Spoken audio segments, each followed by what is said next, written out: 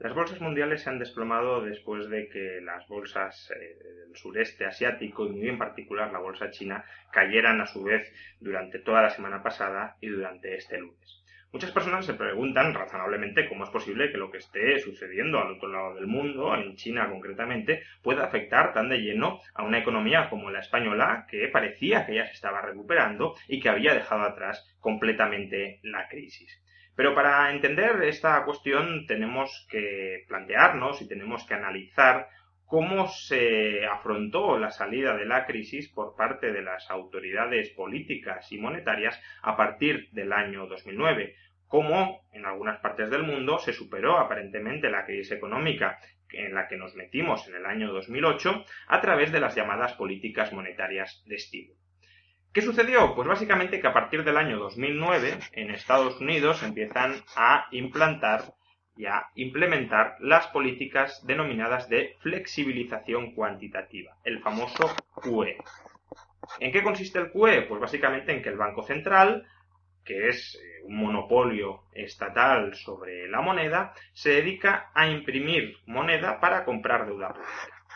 ¿Y qué sucede si el Banco Central demanda mucha más deuda pública imprimiendo moneda? Pues básicamente que los tipos de interés de la deuda pública caen. Y si caen los tipos de interés de la deuda pública, la rentabilidad de todos aquellos inversores que habían comprado deuda pública se desploma. ¿Y qué sucede si la rentabilidad de quienes han comprado deuda pública o de quienes se podían estar planteando comprar deuda pública cae? Pues que tienen que buscar activos alternativos donde invertir. Uno de esos activos, claramente, fue la bolsa.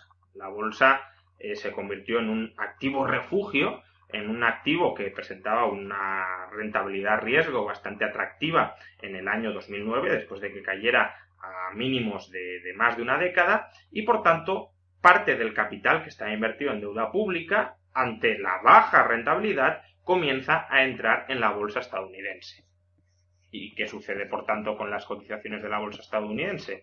Que aumentan. Y de hecho han aumentado hasta máximos históricos.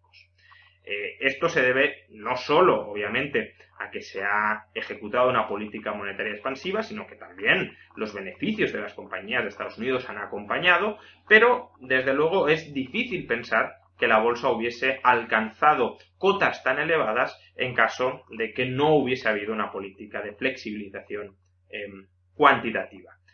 Estas alzas bursátiles, además, son o aparentan ser positivas para el desarrollo de la economía porque permiten que las empresas capten mucho más capital que antes. Si las cotizaciones bursátiles están en máximos históricos, una empresa puede realizar una ampliación de capital para pagar deuda o para invertir en otras líneas de negocio y obviamente capta mucho más capital que si las cotizaciones están bajas. ¿Cuál es el problema? Que también se corre el riesgo de generar una burbuja bursátil que, lejos de facilitar la acumulación de capital en líneas productivas, dilapide ese capital en líneas improductivas, en líneas con muy baja rentabilidad. Pero el alza de la bolsa fue un fenómeno interno de la economía estadounidense. No todo el capital que salía de la deuda pública estadounidense se refugiaba en la bolsa estadounidense. Otra parte significativa de ese capital, ¿qué hizo? Pues básicamente salir del país. Salió de Estados Unidos buscando otros destinos de inversión rentable fuera de Estados Unidos.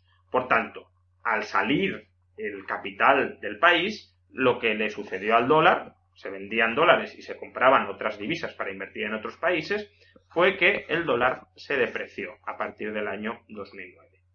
¿Y dónde fue a parar todo ese dinero? Pues básicamente fue a parar a economías emergentes. Economías que estaban creciendo, que apenas se habían visto afectadas por la crisis económica y que por tanto presentaban pues unos caladeros de rentabilidad bastante atractivos y bastante interesantes para ser explotados económicamente.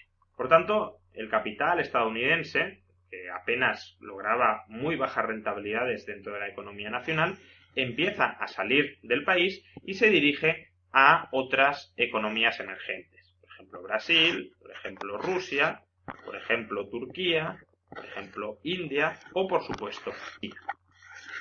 Las compañías locales de estos países podían emitir deuda en dólares pagando tipos de interés históricamente bajos.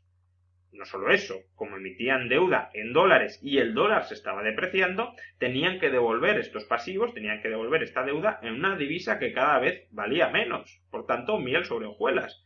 Pago tipos de interés muy bajos en una divisa que va perdiendo valor. Por tanto, me resulta extremadamente sencillo amortizar, o eso se pensaba, amortizar la deuda. Por tanto, las compañías locales empiezan a sobreendeudarse para sobreinvertir. Eso genera un boom económico interno, una falsa prosperidad interna muy acusada, que sobre todo en China, que es la segunda economía del mundo, tiene sinergias y repercusiones sobre todo el planeta. La demanda china para crecer es tan intensa que se hace necesario proporcionarle a China cantidades expansivas de materias primas y de bienes de equipo para que siga rearmándose industrialmente. Esto lo que provoca es el alza internacional de los precios de las materias primas y también que aquellos países productores de materias primas, que casualmente son estos mismos países emergentes, tengan un mercado en auge donde colocar sus productos a precios inflados. Así, por ejemplo, Brasil exportaba ingentes cantidades de materias primas a China o también, por supuesto, Rusia. Con lo cual, ¿qué sucede en estas economías? Pues básicamente que empiezan a endeudarse en dólares para invertir en producción de materias primas o de bienes de equipo que necesita China y esos bienes, esas commodities, se las venden posteriormente a China.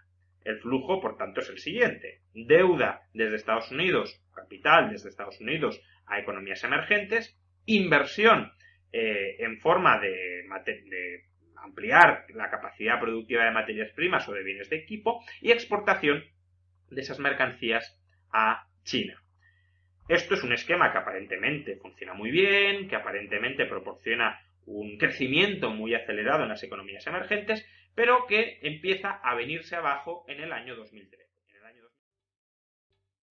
¿Te está gustando este episodio? Hazte fan desde el botón Apoyar del podcast de Nivos. Elige tu aportación y podrás escuchar este y el resto de sus episodios extra. Además, ayudarás a su productor a seguir creando contenido con la misma pasión y dedicación.